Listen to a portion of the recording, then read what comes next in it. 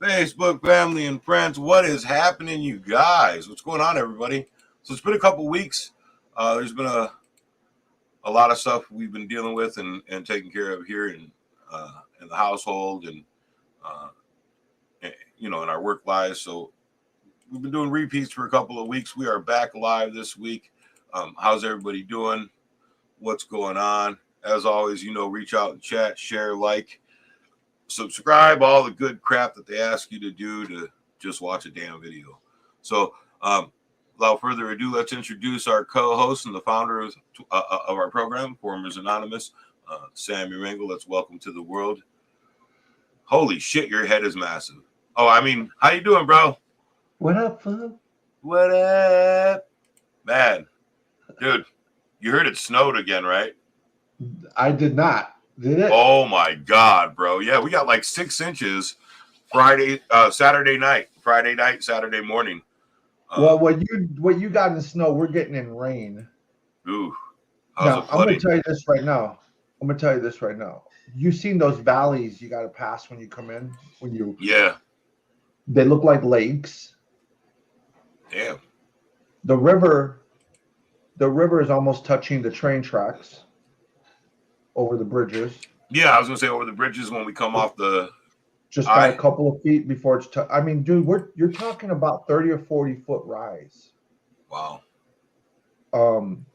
There's communities that are like just risking just being washed away, and the water is moving fast. It's muddy and it's got like logs and a bunch of debris in it, so it's dangerous right now. Our yard is, dealing with the flooding, but there's like communities that are like islands right now. Wow. They can't get in or out. Yeah, I just did not realize that it's that bad. Wow. It's really bad. Yeah.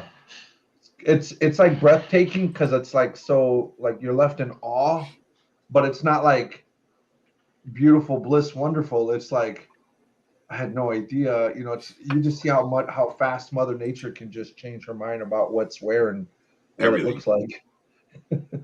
Everything. Yeah. So how you been, bro? I have been good. I've been busy, but I've also been making time to fish. I've been going fishing. I have yet to catch anything, but so check this out.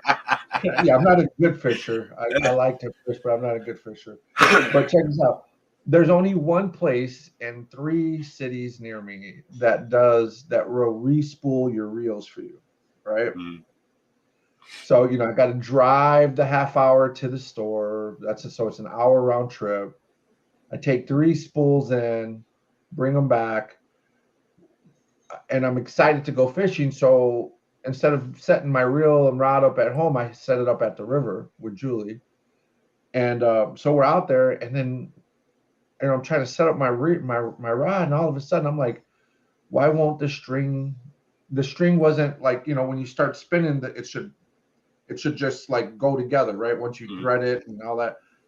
We couldn't figure it out. Turns out these fuckers spooled my reels backwards. So the fishing line was on in the wrong direction. Yeah. So an hour to get there, an hour on the river, 2 hours later realized like my reels are my spools are backwards. Go back to the store, which is another hour. I'm there 2 hours while they try to figure out how to work their machine to spool the string on the right way. I tell you, dude, it was that's like 4 or 5 freaking hour ordeal just to try to go fucking fit. And that is my life. That is I want to change this light bulb. Next thing you know, 3 weeks later, I've got contractors and I'm $800 deep into it, just to change the light bulb. Like that's it's our life. That's the way. But other than that, I'm happy. Why didn't you just spool your own reel? Take too long? Dude, I don't know how to do it. Oh. And I didn't have enough line. I didn't have enough line left. Because if you buy a 200-yard spool, most of the time that'll fit on your rod. So even if you don't, you only have like 50 yards left. So you'd have to buy like a giant spool to have in you. but the guys showed me how to do it. Okay. While they were trying to figure out how to thread it, he showed me how to do it myself. So I was like, oh, okay. Oh yeah. Yeah, he was talking me out of coming to him again. Don't come back here. Yeah. I'll teach you how to do it yourself, bro. Like, I'm like, who does that? Someone who doesn't want to see you again. Yeah. It is what it is. How have you been, man? But all right, man. I've been tired. Getting old, you know. Dealing with the truck issues and vehicle issues and preparing for surgery again. Yeah, the surgery really has me worried. You know, if you move down here, you don't have to worry about moving snow. I don't move snow now, bro. I don't know what you're talking about. I run it over. Yeah, no, I know, bro. It's They're selling 2 houses on the same road I live on. Just saying. Chat, what do you think about that? Should I move to Butthole, Missouri? It's beautiful out here, man. It is, bro, and we love it when we come down, right? Like, dude, they just opened up a steakhouse 5 minutes from my house. So I'm going to be dead honest with you. Why I refuse to move to or support any of those southern states right now. If something happens and my daughter needs life-saving medical attention as, you know, a young adult, I know that she will not be able to receive it there. And I know that their politics support hatred and bigotry. And so for me, if I move out of this racist, bigoted, women-hating state, it'll be to a state that supports my daughters and their choices. You know, New Mexico, California, a state where they'll have the right to decide whether or not they can live or not. And so for me, it's a huge thing, right? It's really, my daughters are 9 and 8, or 8 and 8. Atlanta's not 9 yet. And I worry about that, right? Like the choices I made as a teenager weren't the greatest. And I'm hoping I'm giving my daughters the tools to make better choices than I made. And I think I am, right? Like I'm not a great dad. I'm not an amazing dad. Sometimes I'm inattentive. Sometimes, you know, I'm a little loud. Morning. Love you guys. But I try to make the choices that support them the best, right? Like, and I've been working on like spending more time with them when I come home from work. And we went to a school dance on Friday, and I wasn't willing to stay longer than like 45 minutes when I got there. And 3.5 hours later, like we're still there. I don't want to be there, but the girls are having so much fun and they're enjoying it so much. And we got to do a daddy-daughter dance and, you know, all that other good shit that I was like, you know what? I don't care if I'm miserable. We're having a great time, right? Like we went to the dance floor, we ate pizza, you know, we had a good time. So it is what it is, you know? Well, you know, I'll tell you this, man. Valid points, but just recognize that no matter where you live on a pendulum. Yeah. And red states turn to blue, blue states turn to red. You know, absolutely. And Missouri's actually turning purple right now.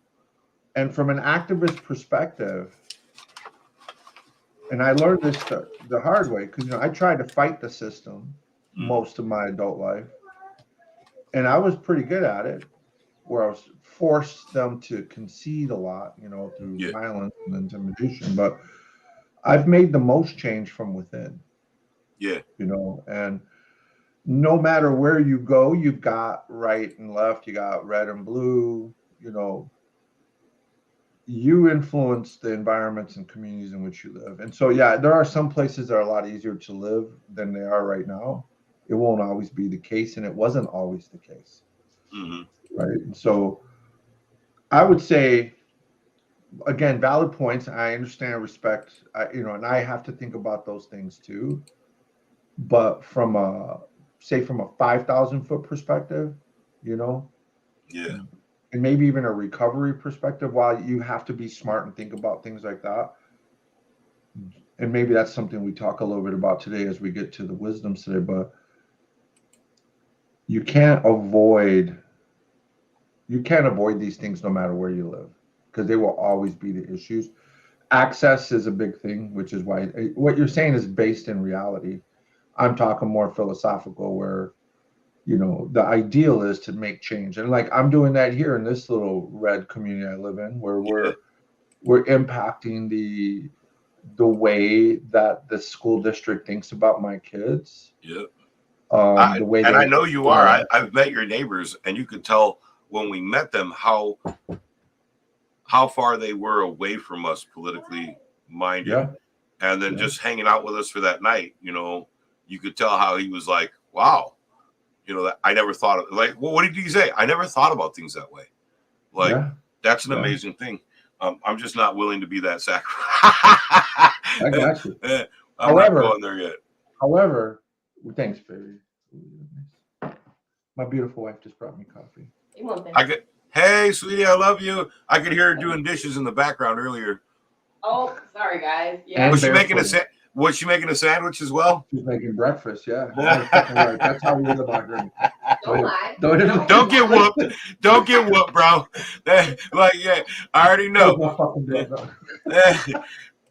Don't let that little girl put hands on you. I know. Please pray for me. How not to talk to your wife no matter where you live. Ever. Dude, me and Lizzie have been watching Lost, right? And it's old, but we're watching it on Amazon. And there's a part in it where this Korean couple, the husband spoke no English when they got stranded on the island. And the bad guy of the show, Sawyer's, helping him learn English. And he was like, man, there's only 3 things you need to know how to say in English to your wife. I'm sorry, you're right, and whatever you want, I'll do. That's it, man. Like, you're done. I'll add one more. I was wrong. I was wrong. Absolutely. I was wrong. My bad. My fault. You're right. Hey, well, I'm not going to get off. Hey, Georgie, I'm live. What's going on? Yeah. What's up, Amy? I'll call you as soon as I'm done, bro. You see, Amy put my name. I love, bro. Again. Sorry, that was my brother Georgie, man. If he calls, it's like you. I got to answer. He's good. So let's talk about the wisdoms, man. Something we ain't talked about in a while. I think it's important. It's something that I try to model my choices on. It affected me more recovery-wise than I thought it would when we first started. You know what I mean? When this first began and I started to first come and you and I started to first explore my recovery and where I was going, I didn't think the wisdoms would be as important as they were to me. Why don't we share them real quick with the show? Boom. Get them up here on screen. 12 wisdoms. You got a little notation on the bottom, but that little toolbar. Yeah, that'll work. It'll be fine. Yeah, I don't know how to get rid of that. I've been saying that about you for years. You're talking about this little black thing, right? Yeah, it's fine. That's the menu. I can't get rid of that. So before we start reading them together, why don't you explain to me what you were thinking when you decided to write them? Well, we all have, whether they're based on myth or reality, we have stereotypes about things, right? And we have a bias. So we have stereotypes and we have bias about 12-step models, right? And sometimes they're justified and sometimes they're not. And sometimes they're things we tell ourselves so that we don't have to believe in, we don't actually have to follow through with anything, right? Because if you say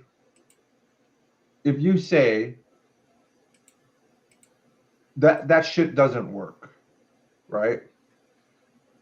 Because that's what you believe, you're right, but it's not the truth for everyone, Right. right? Because what do we know? We know that almost 25 million people just in the US benefit from 12-step models. Yeah. Right? That's almost 10% of our population being in recovery Mm-hmm. and successful recovery, right? For whatever that means. And so we have these beliefs, and a part of it is socialization, the way we're socialized to think about 12 steps. We also have the medical world, which has shit on the 12 steps, and we have the 12 steps that have shit on the medical world, right? And so we have we have all these things that make it seem and sound like there's no reason to try or trust a 12-step program, except that, I think you have to have, if you think about it from a diversification approach, you got to have as many angles of approach to getting your life together as possible, because you don't know which one's going to actually work for you. Right. Right. Now, I think no matter what, whether you go to the medical model or the 12-step model, I think there are solutions in there as well. I don't care which model you go to. There are things that you can do that would work. So like if you go to therapy to get a hold of your addiction, I think it could work for you. If you go to 12-step, I think it could work for you. What the research says that if you do both, you have an even better chance of succeeding at recovery. Right? So that the research says people who learn to do both in a balanced way together at the same time simultaneously are actually doing better than folks who do one or the other. That says a lot. That's really similar to like mental health, where they say without psychiatry, therapy isn't really beneficial, and without therapy, psychiatry isn't. You know what I mean? One treats the physical problem, right, with medication. The other one treats the emotional. They were actually never meant to be done separately. In a very simple way, the medication that you receive while in psychiatry was meant to give you enough like of a break from your symptoms so that therapy could actually help. So like if you're dealing with, let's say you have anxiety, right? Good morning, Kayla. If you're Morning, dealing with babe. Love you. anxiety, one thing that anxiety does, right? Anxiety, if this is the brain, and let's say this is the executive functioning level, way at the top, Yep. right? Anxiety lives down here. And so anything trying to get to the executive brain, the part that makes you make sense, right? It helps you make sense of things. Anxiety doesn't even let the words I'm saying get to the part of the brain where it can be of any use. Really? That makes sense. So anxiety is like a gatekeeper. It stops the information from reaching the part of the brain where it can do the most good with it, right? So the amygdala, which is tucked inside the brain, right? Right. Is where anxiety and PTSD get triggered. And so the amygdala, if the amygdala is stressed out and can't relax, nothing that I have to say to you will actually make it far enough through the brain to start helping you. So the medication was designed to quiet the noise enough so that the words that I say to you could actually make it to you. Do you follow me? So it's kind of like giving you a respite, gives you a break. But the problem is people start to feel good on the medication and they think that that's the core of what needs to be done because the symptoms have been alleviated. And so they're like, I'm cured. Like I don't need, but then it's just holding it at bay. It's not curing it. And so then it comes back and now you're frustrated. And so what do we say? The medicine didn't work. Yeah. The stereotype, bias, socialization, right?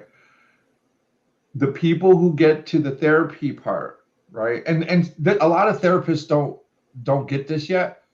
So they never try to incorporate medicine because they think that therapy will do it enough. And it can for some, but not for others.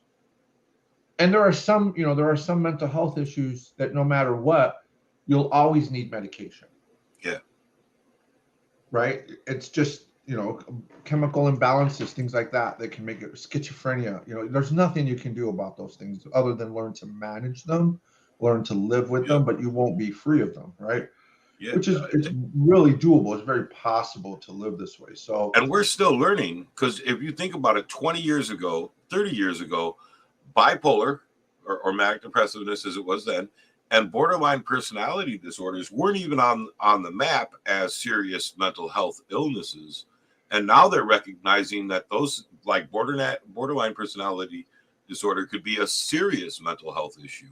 And well, let's talk about that for a second, right? Especially, and I hope the women on here understand I'm an ally when I say these things. Like, I'm trying to make a difference here in the world in these things. These diagnoses, and particularly bipolar and manic disorders, are overused.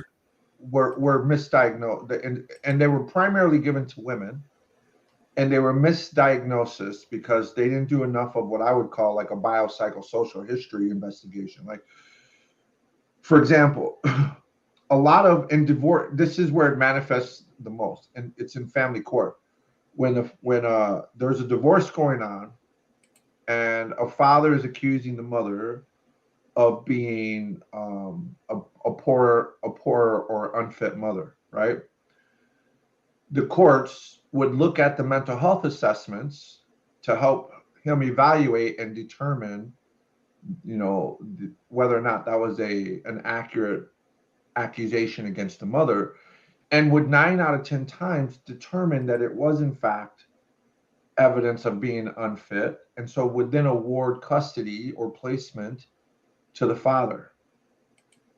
So when you say we're still learning, here's what we've learned: that in the cases of domestic violence, society, much less the judicial system, did not know the difference between symptoms of domestic violence and symptoms of bipolar disorder. And so a woman who has the effects of abuse, physical abuse, can mimic and look eerily similar to somebody who has a bipolar disorder. But because the courts or society did not know to take into account, they didn't know how to assess for domestic violence and the symptoms of domestic violence, or didn't care, were then contributing to the findings that this mother was unfit. And so the abuser was being awarded the children. So the children are being placed in the hands of and what do we know about abusers and children? They'll use those as a source of power and control to further. So, right, like, so when you say we're still learning, there's a lot to unpack there. Yes. So this is a mixed bag, and so when we talk about mental health, it's not just enough to know that there's mental illness. There's also social impacts that we have to think about. There's the systematic impacts that we have to think about. But regardless of all of that trying to climb that mountain and be in recovery can be very difficult. So what we're saying is the reason we wrote these things is to make clear what is likely the actual case, regardless of the systemic wrongdoings, regardless of mental health, regardless of 12-step, all the things that we could say bad about it. What the reason we boiled down some very clear lessons that we've learned, regardless of what's going on around you and in the life and in the world you live. So, for example, let's look at the first one. And for those of you who've been following us, you should by now know what we mean, what Formers means when we talk about spirituality. And if not, the crash lesson in this is in relationships that you have that are meaningful to you, and so meaningful to you, you start to consider whether or not you want to change, whether or not you should change, or whether or not you stay committed to that change.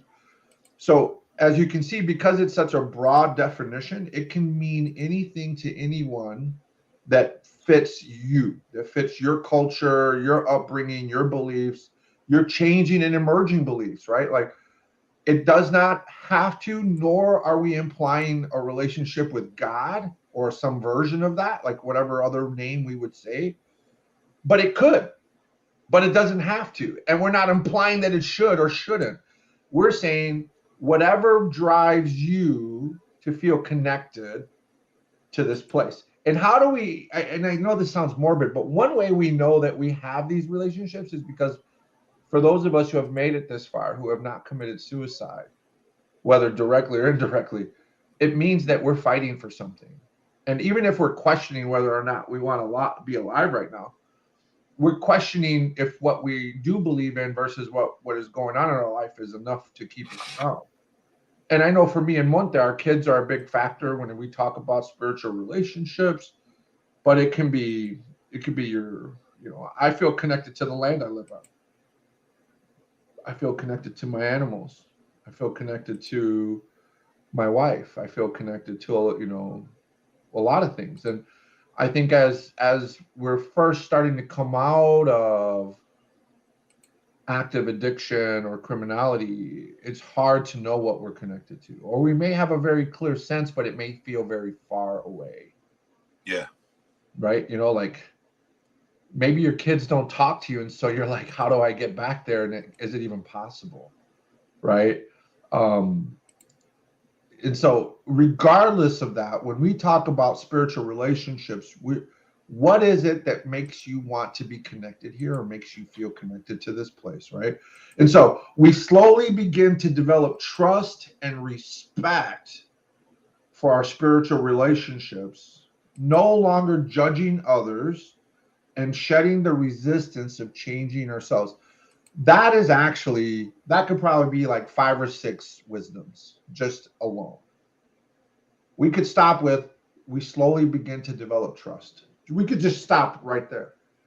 Because when you're in the streets and when you're in your active addiction, trust is not an option. Trust is not an option, man. Most of us, by the time we come to the table, the last thing we even want to think about is trust. Right? Because we've been hurt so many times. We've let ourselves down so many times. We've been betrayed. All the bridges are burnt. We are full of failure and have been failed routinely in life, right? So we don't want to trust. Right. And we develop a mechanism of antitrust, right? Like, so even if Mother Teresa was standing in front of you, you'd be like, what's her angle? Yeah. Right? Like, what's the angle here, right? If Gandhi was here, what's the angle? He wants something, or he's going to use it against me, or we're gun shy. We don't want to love. We don't want to open up to love. We don't want to be loved, right? Like, we just don't want to be hurt. So we've eliminated all these natural instincts and natural relationships from a possibility of existing in our lives. We don't want nothing to do with it. What we're saying that one of the things you'll start to recognize as you get further and further into recovery is that you slowly begin to trust. Part of the reason you're here is because you want to trust, even if you can't. You want to because there's a part of you that knows you have to. To make it in the world, you have to trust. Now, where we're getting in trouble, Kayla, Amy, whoever else is listening, when we talk about trust, fear is often associated with that. Yeah. So trust and fear are almost the same thing in that old life, right? Like they're paired. Now, Monte, you remember the day you put yourself away. I remember the day I put myself away when I was very young and I realized the world was a certain way. And I was like, well, if I'm still playing with toys, if I'm still trying to be little, if I'm still just trying to have fun, I'm going to die. And we put that part of ourselves away. We stop playing, right? And I'll be honest with you, if you think about it, most people like me and you, we all have a date where we stopped playing as children. We put playtime away, like literally physically stopped playing. And we started like trying to survive the apocalypse. Yeah. It's like we lived in an apocalypse our whole lives, but there was a moment when we realized we are living in an apocalypse and we had to stop being small and little because it was dangerous. And so trust is a big no-no when you're in that other life, right? It's but what we're saying is that in time you will learn to do that little by little. Amy, if you're listening, can I ask you, when you first met me, did you trust me? One thing, when you first met me, did you trust me? No, I didn't even like you. Like, I Right? wouldn't even hesitate. The first time we talked on the phone, so I was just talking to somebody about this. The first time we talked on the phone, I thought you were a dick. And I was like, and you were talking to me about the Formers thing, and I'm like, I'm not going to this fucking assholes Formers thing, right? And then I met you at Formers, and I thought you were a dick. And it took me the bitch thing for me to understand what you were trying to say to me, that you weren't being an asshole, that you weren't trying to be a dick.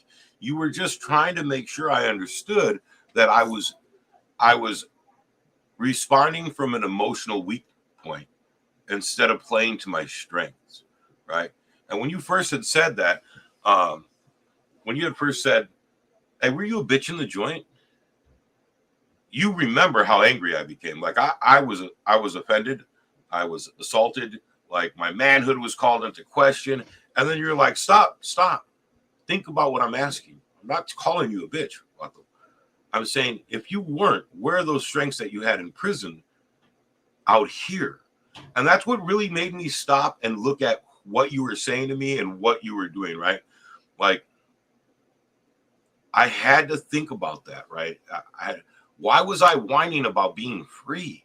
Why was I so scared of being free? Now, obviously, I'd spent over half of my life in a cage, right? I was coming to an unfamiliar territory, right? I was coming in a way that I was unfamiliar of living, right? Like, I didn't make the right choice. I didn't choose not to rob someone. I didn't choose not to hit someone. Like, those aren't choices I make. And I struggled with that in the beginning, bro. You remember. So it was, right? Like, I thought you were a dick, and then I got it, right?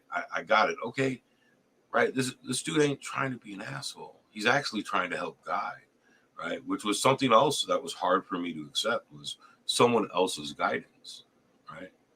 Like, but at that point in my life, I had destroyed everything I had ever touched. Like, obviously, my guidance and counsel were not the ones that I wanted. Right? And there's still people that I communicate with regularly from those first couple of meetings, right? There's my core group. And all of my core group are people who were at those meetings. There's only a handful of them that weren't. John, Ann, Amy, Tony Cummings, right? Those are all part of my core support circle, and I can reach out to them. But for the most part, my core came from those first meetings. Like, I still talk to H2 regularly. Those things for me, right? Those are my spiritual relationships, right? Those were the founding of me learning who I really was, and not having to live with that armor I wore, right? The bandana, the hat, the cholo shirt, the angry face, right? All that armor I used to protect myself from others approaching me. I didn't even know that that's what I was doing, right? I just knew that I was more safe mentally and emotionally when people didn't come up and talk to me, and people were afraid of that dude, right? I had to learn from that. I had to understand that I needed different counsel than my own, right? My past had proven that, and that gave me a lot of freedom, bro. Like, once I really embraced that, I got to relax. I got to smile. I got to laugh. I got to hug. It was just all in a mix. And, coming out of that, once I realized that, like, I knew there was nothing I couldn't do with the right people, right? I had the support system that said, hey, man, you're not a fucking piece of shit, bro.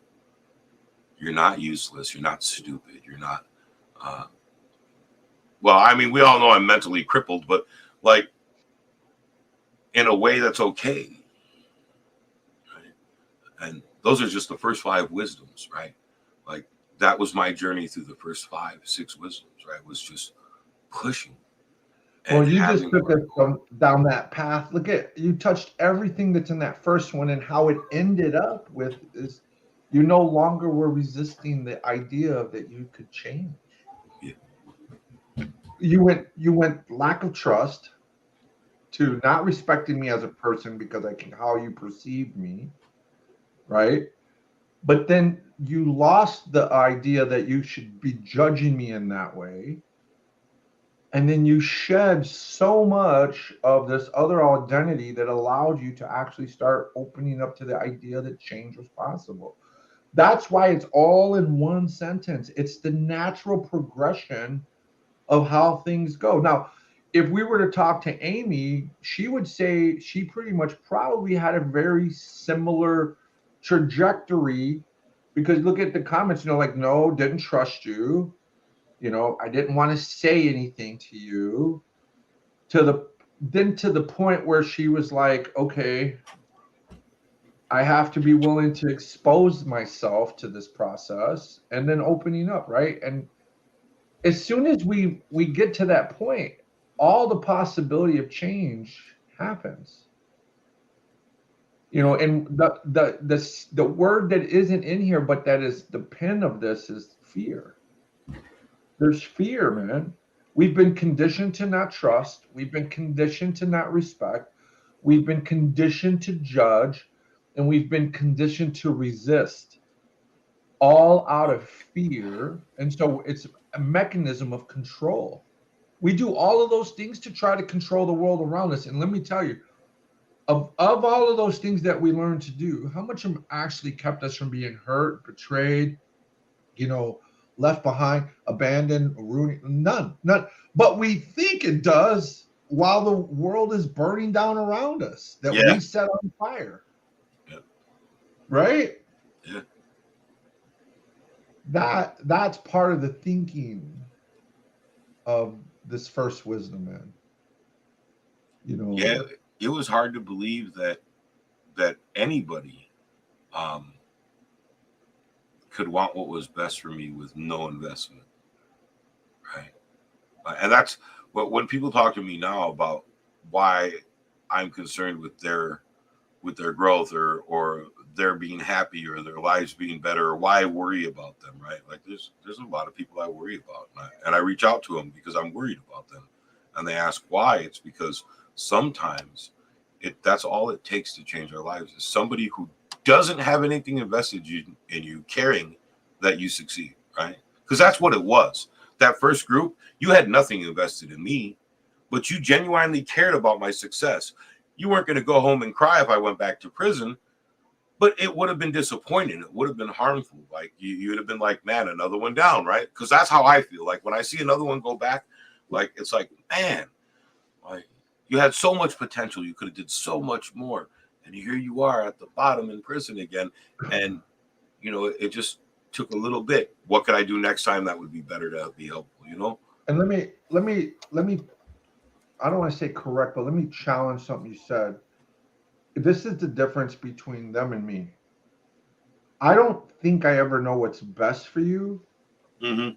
Yeah. What I hope for is better for you. Right. Like I want better for you. I know that the world can be better to you, and I know you can be better to yourself. It's knowing that there's more to pull out of you, right? That there's a better way. And so I may not know the path that you need to take. I just know there's a better path to take. And I know that if you can make it through the path you're on to this other path, I couldn't tell you the details. I do know it will get and be better. Even if the world around you is still on fire. Right? It's how we find peace in prison. The world is still on fire, and yet we're at peace. We can find peace. It doesn't mean we're happy and content to be in prison. It means that we've learned to settle in our spirit, to find a measure of calm in the eye of the storm, where we don't have to be in a rage all the time. We don't have to be panicked, fearful all the time.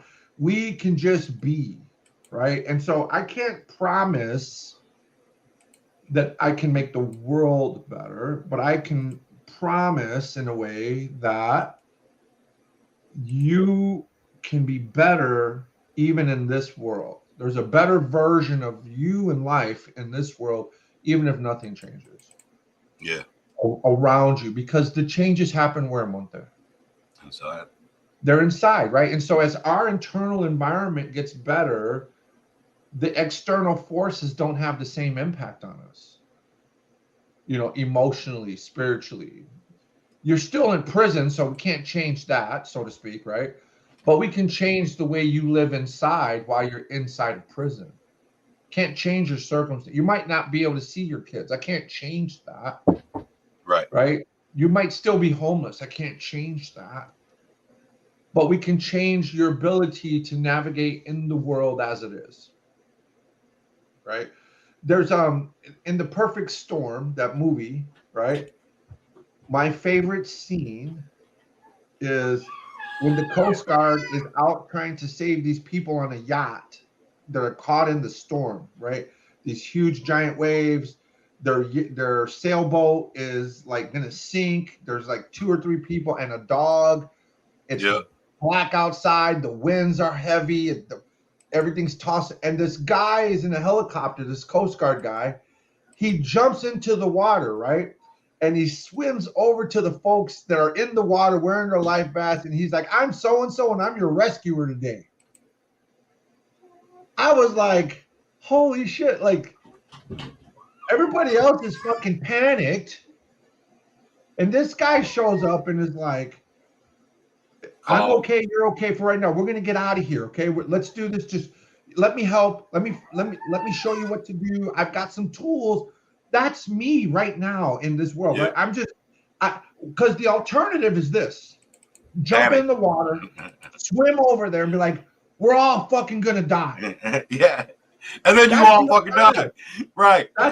That's I can't change the storm, but if we're gonna die, we can die a certain way. If we're gonna live, we can live a certain way.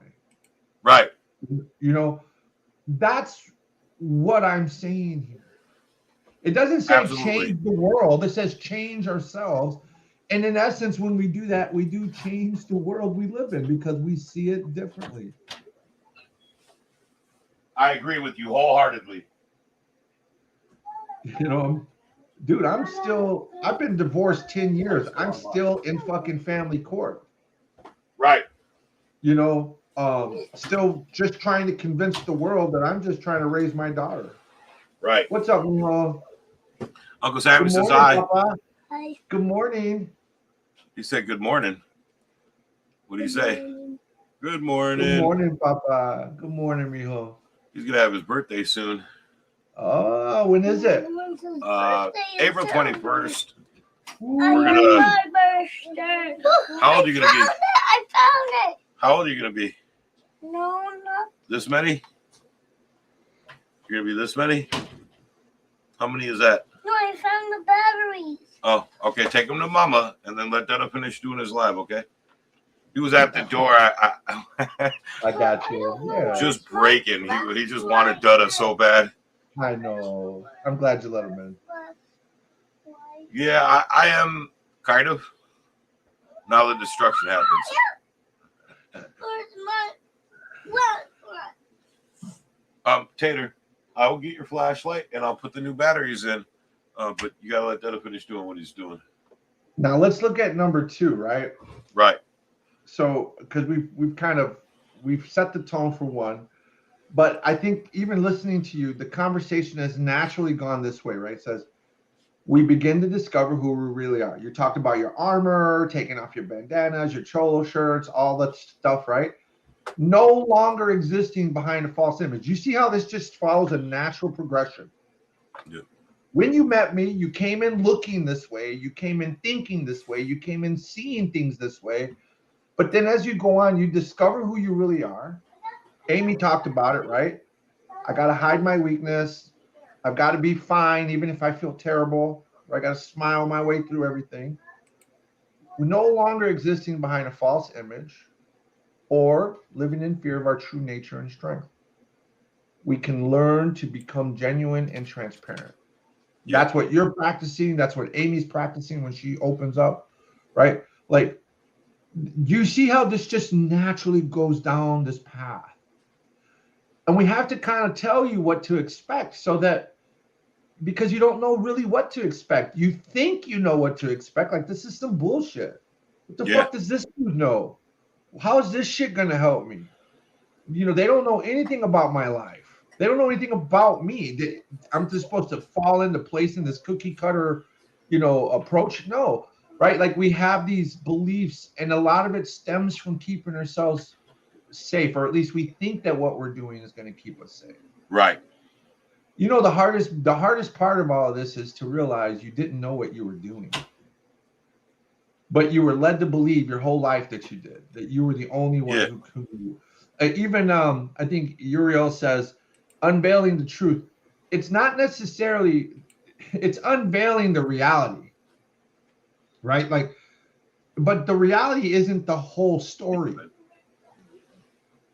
Now, so you started, I think you said you were, you started selling drugs like when you're 5 or 8. I can't remember. Or 7. holding the packs. I was holding packages packs for your my pop. dad. Yeah. How old were you? 7. So Uriel's description of that is like the lifting of the veil, right? Like, that is true. Like, we saw that there is this ugly part of life, and we somehow, even at 7, you realize, I can't play anymore. I got to put that part of me away, and I've got to step into this. We don't even fully understand, but we do know that playing, there was no room for it. And so somehow we just put it away. It's like survival kicks in, right? And so you start to become something other than a 7-year-old kid who wants to play. You know, you stop becoming the 4-year-old Mateo who wants to sit on your dad's lap, right? Like, something happened. The veil is unlifted, and we interpret it.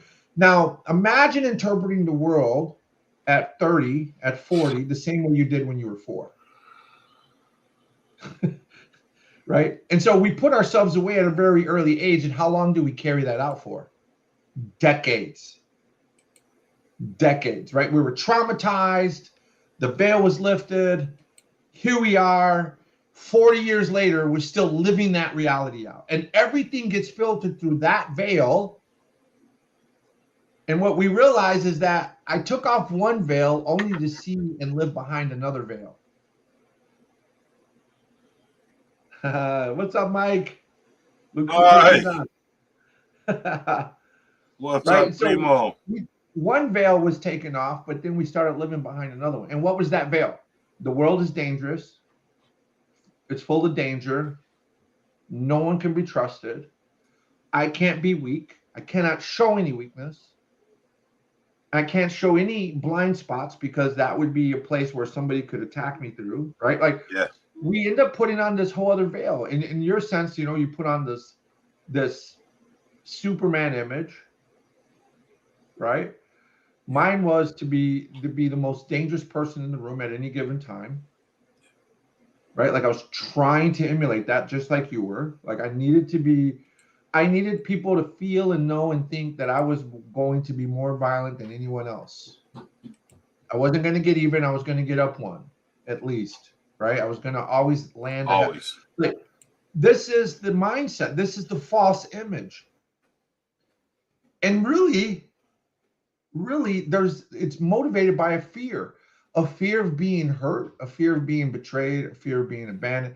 And so we do everything in our power to avoid that, right? And so when we come to the table, we start to realize, like Amy points out, I was angry, I was sad, I was depressed, I was feeling awful. You were highly guarded, right? Like you were guarded. I was guarded. Hell, I'm still guarded. You know, I still have to work hard. In the last week, both Julie and Selena's telling me, you got to make friends. And my first reaction is, oh, why? I'm right. Good. Like, I'm happy. I'm good. And I am, but I hear what they're saying too. You know, like I have to listen because they're seeing something that I'm not seeing. But when I think about it, I know that it's a trait I have.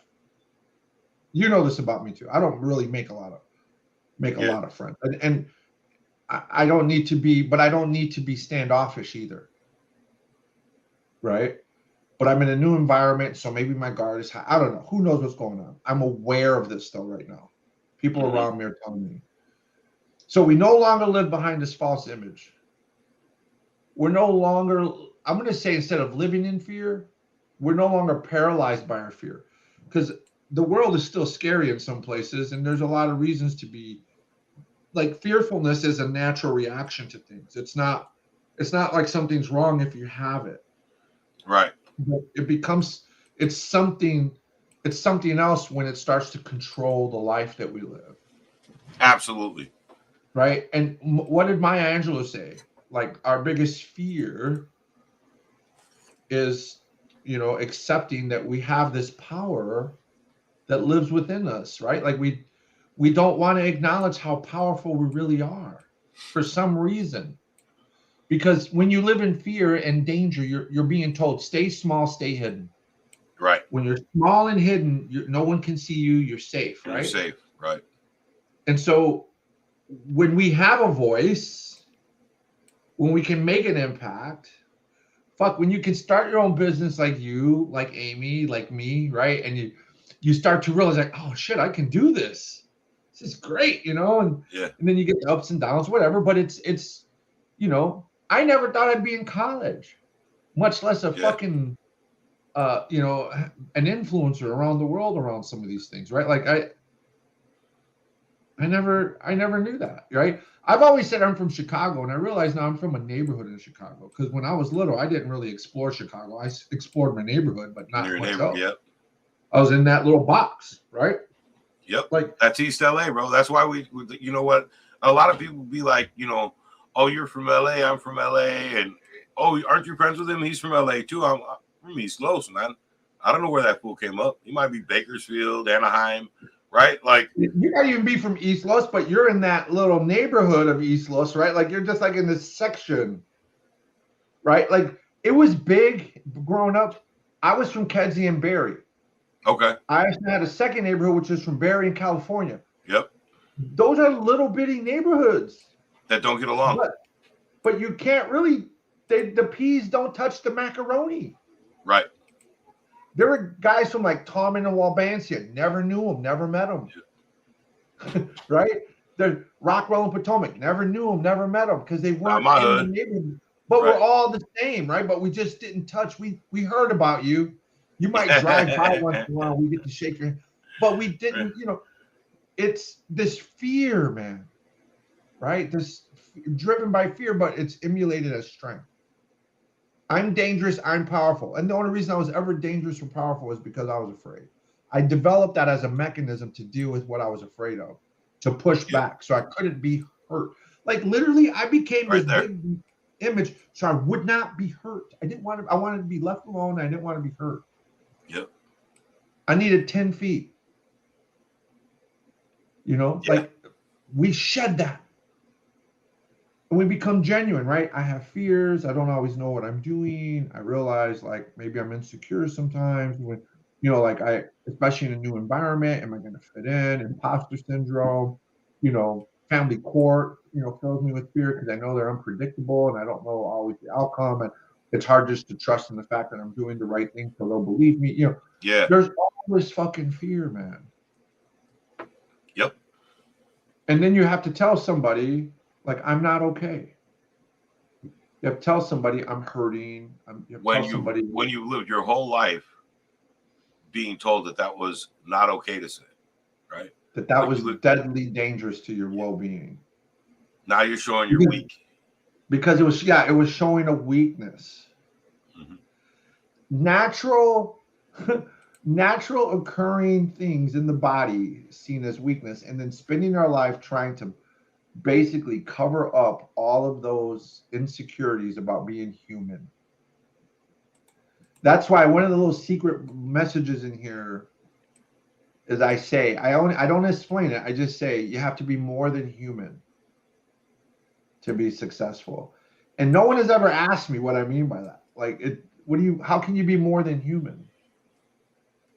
Because I think to be the step past that humanity are these principles we're talking about. Yeah. Because trust is a spiritual principle. You have to also be spiritual. You also have to be connected to other things in the world around you. Right? Like forgiveness is more than humans can do. Hmm. It's very humane. It's very human, like a human trait not to be forgiving because it taps into that survival instinct. But to be human is to be instinctual.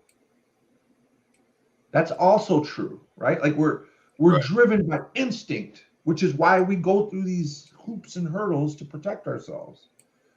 It's through spiritual principles, spiritual relationships that we transcend that. How do we know this is true? Amy, Monte, and Sammy did not make these changes by ourselves. We did the core work, but we had to do it with others. That's more than human. And I think that's also a human need, but it's also instinctual, but it helps us transcend our own instinct impulses. It's the togetherness, it's the power of being together that also helps complement what we're doing, man. It's like it seems so like duh, but it makes a lot of sense. Yeah. And we had to do it over and over again.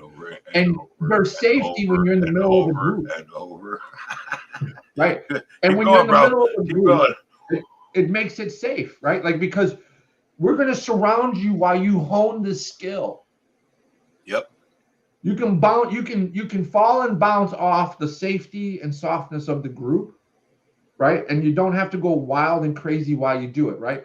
The group will help keep you safe and accountable as you go through these practices. And we're going to help you refine it. We're going to help you get better at it. Even when you land it and you stick it well, the value should always be make it better. That's the ongoing nature of recovery. How do I go to the next step? Oh, you did the 12 steps. Great. How do you make it better now? You know, that's the most common question I get is, well, after I've already done the 12 steps, you know what I mean? I'm done with them. And it's like, what? You're done learning. Right. You've reached enlightenment. You're done learning. Thank you, Buddha. You are the one person who did it all. Right. Like, all right. Oh, I've been through that. I've already got it. That lets you know where someone is at. And we just learned to accept that. Like Tater is 4, so he's crying at your door. We don't really get mad about it. We just understand that's his stage. Like, yeah. And then when he's 15, if he's still acting that way, it's a concern. Yeah. And Amy, to Amy's point, start a step 1 again. You could do that, but I'll tell you, you could throw a dart at any of the steps and do it again at any point, right? Right. It's just the way it is. It's why do we keep coming? Well, I've been out of the joint since '99. Why am I still sitting at a table? It's not because I don't think I can make it. It's because I feel the benefit of what I do because we continue to grow. I agree. Good morning, Jim. What's up, Jimbo? Love you, bro. Do you know what I mean? I agree, absolutely. I come every week for the same reason, right? Like, yeah, I don't feel like I'm gonna fall flat on my face without this group. No, I don't. I've never felt that way.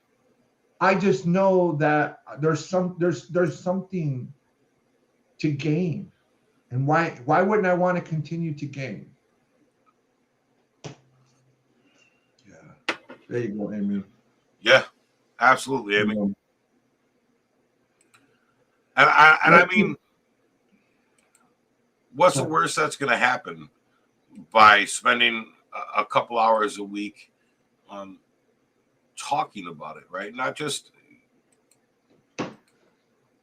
I think we do something different, though. I don't know how many people would say when they come here they feel worse when they leave, right? Which is a common complaint from other areas that we hear about, right?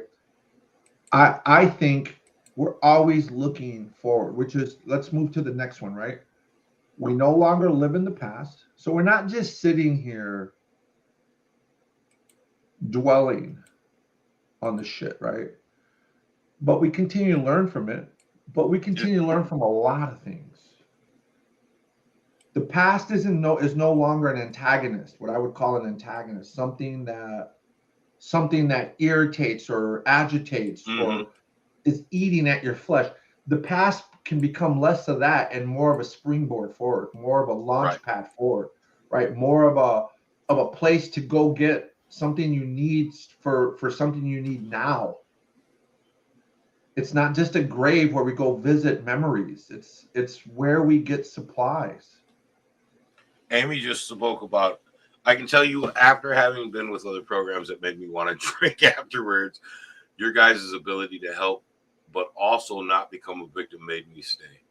I think that was one of the hardest things for me to get, Amy, because once I started building in my recovery, right, I would fall into that. Well, why did they do this to me, or why is this happening to me? That victimization, right, that victim standpoint. Was something that a lot of other people don't talk about as much, right? And I think we do here at Formers talk a little bit more about taking self responsibility and understanding that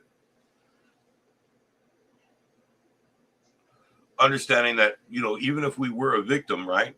Even if we were, let's just say we are victims, and that's what it is, because some of us are victims, right? But if we get take accountability for our recovery, right? The recovery of that damage that happened.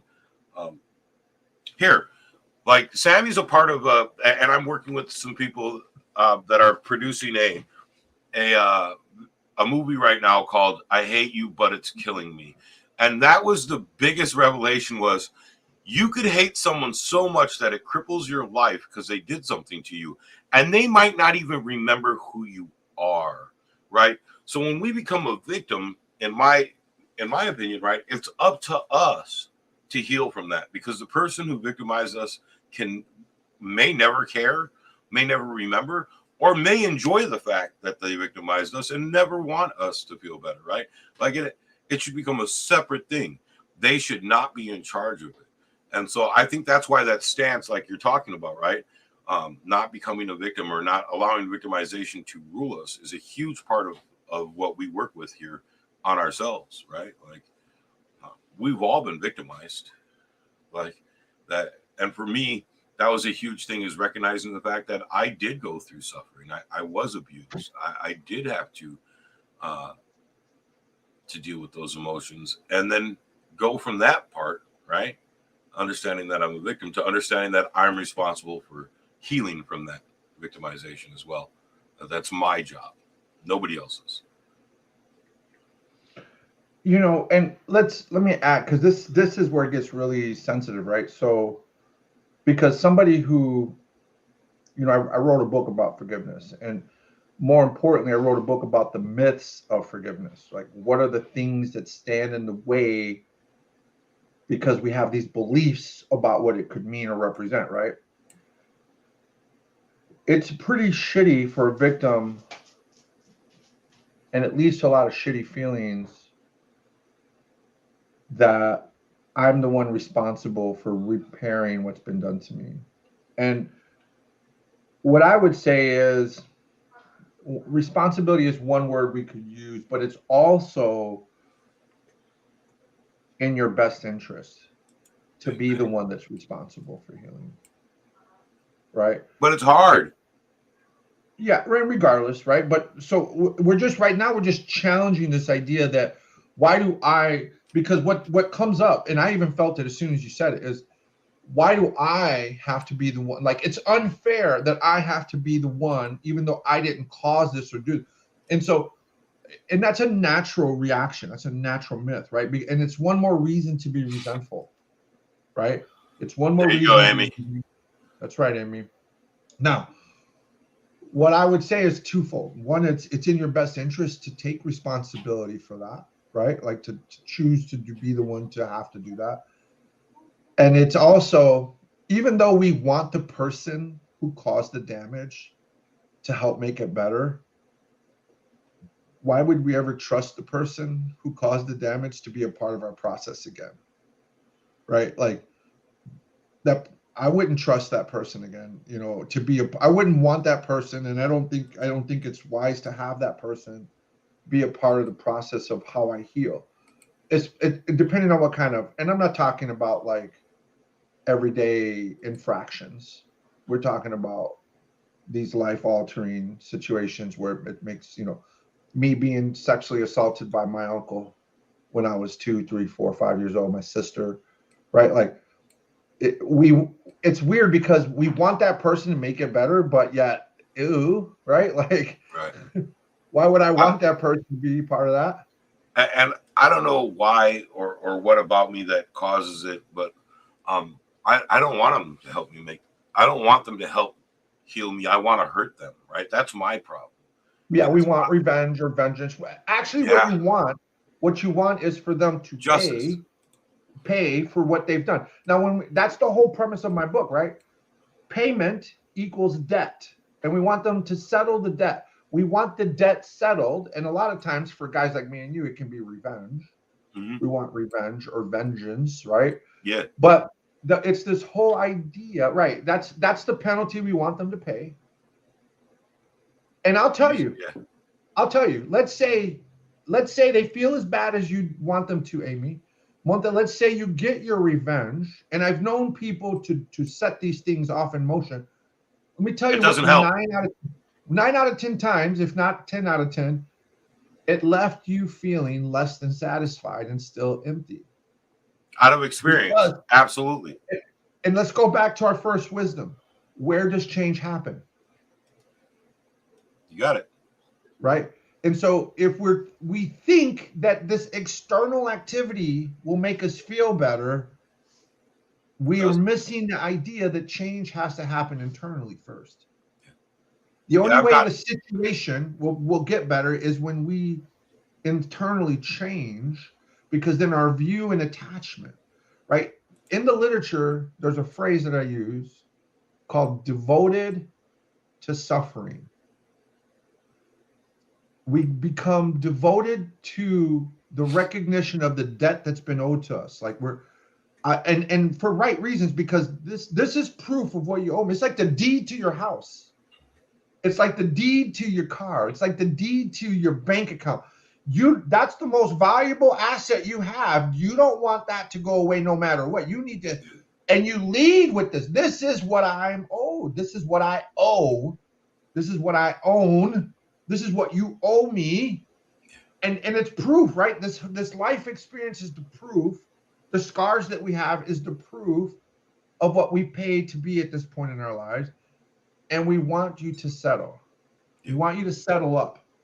And we want to make you settle up. And tell me this isn't the next thing to happen. So we find out the person who is the person or persons responsible for our wounds are not going to pay up. We even try to make them pay up, and even when they try to pay up, we still aren't satisfied. So we still have this debt. So if what they're giving me, hold on that thought. Not only are we not satisfied, I'll be honest with you, it left me feeling more empty and more hurt after I got my revenge than before. It's called the great disappointment. It's the great disappointment because you put all this belief. You thought all of this belief into what you were going to feel and get back. Exactly, right? You thought this big outcome was going to come when you got what you finally were waiting for from the outside. I was going to be healed. And all of a sudden you're like, this wasn't what I thought. And that's just pure experience, bro. It's the great disappointment. I got nothing. It's what I call it, man. I've labeled this. This is right. We seek vengeance. We get vengeance. We don't get what we thought we were going to get in exchange for it. And now here's where I was going with. Now, because you can't get it from that person or group of persons, it transfers over to the world. Now fuck the world. And you realize the world don't give a fuck about you. Not even a little. Now you take it to God. Now you're at war with God, and now you're not just an atheist. You're like anti-God, right? You're like an anti-theist. Fuck God, and if they're like, it's just one more reason to be absolutely fucking angry and miserable, pessimistic and anarchist, right? Like burn the fucking world to the ground type shit, right? Hey, fuck you for describing my entire life, right? Fuck you for pointing out my whole life. There's a bunch of us walking around like this, man. Broken and alone. we didn't light a candle. We lit ourselves on fire, not in a good way. And everything we touch, we set on fire. Of course we do. But what And did you what know did what? Marilyn Manson say? Light a candle for the sinners, set the world on fire. Like, dude, no fucking doubt, man. I was so hurt and disappointed that, like, what you just described explained my entire descent into insanity, right? Like, I couldn't get back what was taken by hurting the person who took it from me. So then I started taking it out on the people everywhere, and then I started taking it apart, taking it out on my inner circle. And then I remember what I used to say: I don't talk to God, man. We're not homies. Like, God ain't got, God and I are not friends, right? Like, if he exists, him and I are not on the same path. I think he's on a shitty path. Fuck that dude, right? Like, and that's what I would tell people. I'd be like, man, fuck your God. I don't care. Don't want to hear about it. Don't preach to me. And I still don't, right? Like, I still don't want to have a discussion about anybody else's God, right? Like, it's not my thing. But yeah, the insanity, the descent into insanity was exactly what I went through. Like, and it didn't stop. So as we wrap up, because I got to get going, I'm 5 minutes over. I'm going to wrap up on 3, right? We're learning from our past experiences, which means that you come to terms with the fact that what is owed there's no possible way for it to be recovered or paid. And so I know Uriel brought up this idea around forgiveness. Forgiveness is really the only way to settle the debt. And yet it's the one thing that we don't want to do because we feel like we have to continue to hold on to what we can verify is the debt. And so now we're caught in this conundrum of either do we hang on to what is owed to us, even though maybe we haven't figured it out yet, but most of us have. We realize it's never going to get paid, never could be paid, even if they try to pay it. Even if they try to pay it, we're going to be left unfulfilled. And so forgiveness is less about this, what you did wasn't as bad, it wasn't wrong, or, it no longer hurt. It's nothing about that. It's whether or not, and this is what the third wisdom is implying, you have to choose between having a past, listen to this, right? You have to choose between having a past, which is where all the important documents exist, or having a future. You got to choose because you can't have both. Yep. That's why we say we no longer live in the past. Like, are you going to live there or are you going to live somewhere else? Because that's your choice at this point. That's the choice. And let me tell you, man, that's a scary. Let's pick back up on. Let's make a note to pick back up on this the next minute. Are we going to live in the past or are we going to live somewhere else? Whether it's the present or the future. I think we're sophisticated enough to do all 3 at one time. But a lot of us only are very one-dimensional and continue to live in the past. I agree. But throughout recovery, we learn to exchange some of that time for a different time perspective. Forgiveness has less to do about whether or not it was right or wrong. It has everything to do with what I said earlier when you said take responsibility, when I said it's in your best interest. What's in your best interest? How are you better served? Are you better served by living in the past, which you have every right to do, and I understand. I empathize. I did it too. Or do you have every right to live somewhere else? Maybe we don't even know where that else is. But remember what I said. I don't know what's best. I just know that there's better for you. Better. Yeah. Is there a better place for you to be living than in the past? Every time. Yes. Right. That we'll pick up on that. I think we've picked a good place to stop because that's where we got to think. Because if we're struggling with forgiveness, that is ultimately the question. But you can't start there. You cannot start there. The way I just walked you through this journey, I get it. I hear it. I see what happened here. It led to this. People have to know that you understand the journey before you can get to the solution. So that's why we talk about it the way we do. Because we're not just trying to solve it for you. You have to realize that you're on this journey and ultimately you're going to get to that gate where you have to choose to go back into your past or walk through the gate, wherever it may take you. I can tell you this: if you walk through the gate, chances are it's a better place to live. Just kidding. Could be. It could be. I'm- It might be. we know what it's going to be like if you don't. I can tell you for certain what it's like if you don't walk through that gate, because it's just more of the same, right? Guarantee it. But if you walk through the gate, I can't guarantee what it is, but the likelihood that it's better Just a little bit better. is even, man, I would take it. Me too. If it meant 10 guys hitting me in the head with a stick or one guy hitting me with a stick, I might just go with one. I don't know. It could be better. I'm going to say it is for me. Like, I don't know about for anybody else, but for me, it's been a lot better living on this side than it was on the other side. I'm cool with it. I'll take the lumps and keep on moving. All right, let's get on out of here, you guys. I got to get back to family. Love you guys. We'll see you next week. Amy, love you. I love you guys all. Hey, Sammy, Jim give will be everybody my there. love. Tell them we miss them. We'll see them this summer. All right, you guys. Thank you again for joining us. Your best part about my Sunday morning. You guys were the best part of my Saturday morning. We'll talk to you guys next week. I love you guys. You have a wonderful day. Thank you for your support and your help, you guys. Without you, it doesn't happen.